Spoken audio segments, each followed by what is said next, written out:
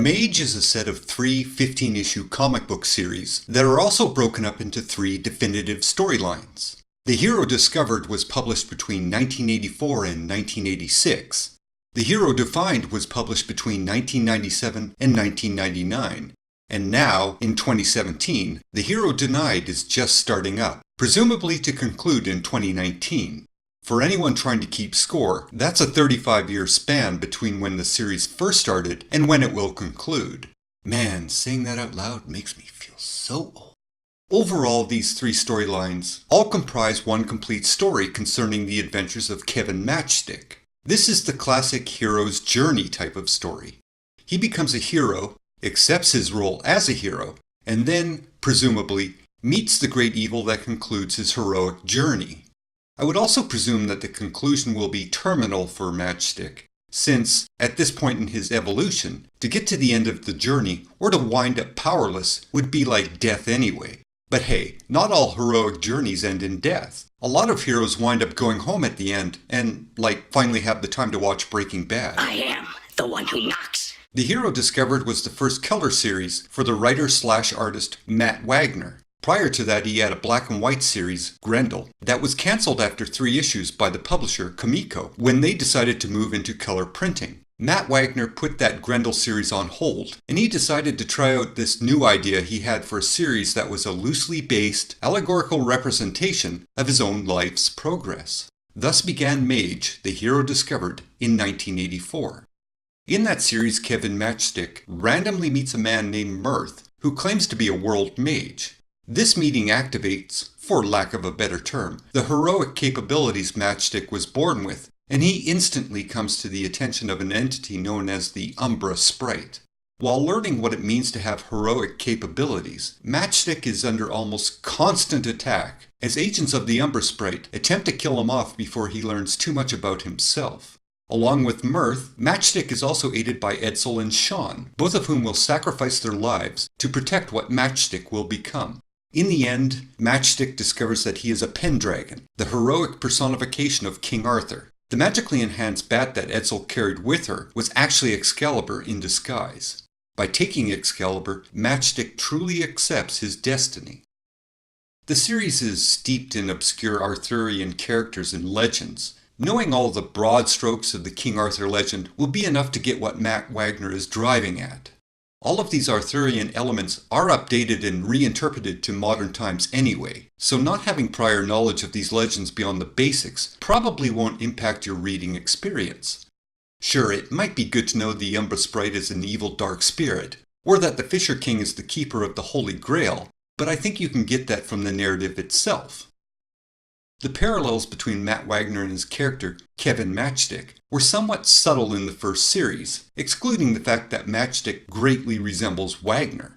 As you see Matchstick grow as a character, you see Matt Wagner's ability as an artist and a storyteller grow. Both are, after all, very inexperienced at the task at hand. And, by the end of the first series, you see both have fully evolved before your eyes. Put another way, both Matchstick and Wagner learn their craft while we watch. Really, it's exactly like seeing serendipity play out on the comic book page. Had Wagner attempted this series a few years later, it might not have been as effective because, at that point, he would have fully developed as a writer and an artist. In that context, even the flaws one might detect early on are forgivable and maybe a little necessary. Because despite Matchstick and Wagner putting forth their best effort, neither hit the mark consistently. Again, within context, that is highly appropriate. Following the conclusion of The Hero Discovered, Matt Wagner started work on the Grendel series, as that character had been featured in backup stories during the latter part of the Mage series. During the Grendel series, Wagner also wrote and illustrated a backup Mage story that was intended to be a bridge between the end of the original Mage series and the next Mage series he intended to create. This proposed second series was teased in an advertisement in the Comico Black Book, and it was to be published in the summer of 1989.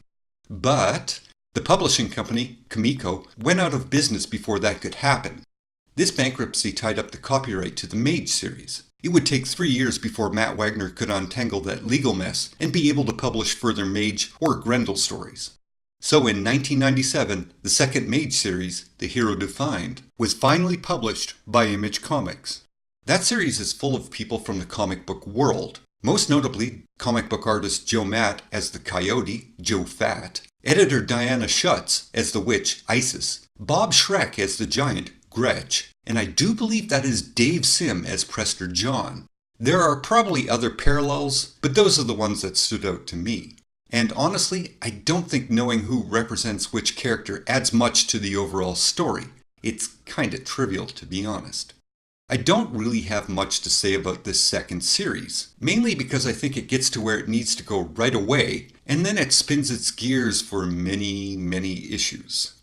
Also, Matchstick's denial that the character, Wally Utt, is the second mage he's supposed to encounter seems a tad unbelievable. Even though Matchstick has encountered others claiming to be the second mage prior to this series, it seems to me he doesn't do any due diligence to rule out the possibility that Wally Utt is exactly who he claims to be.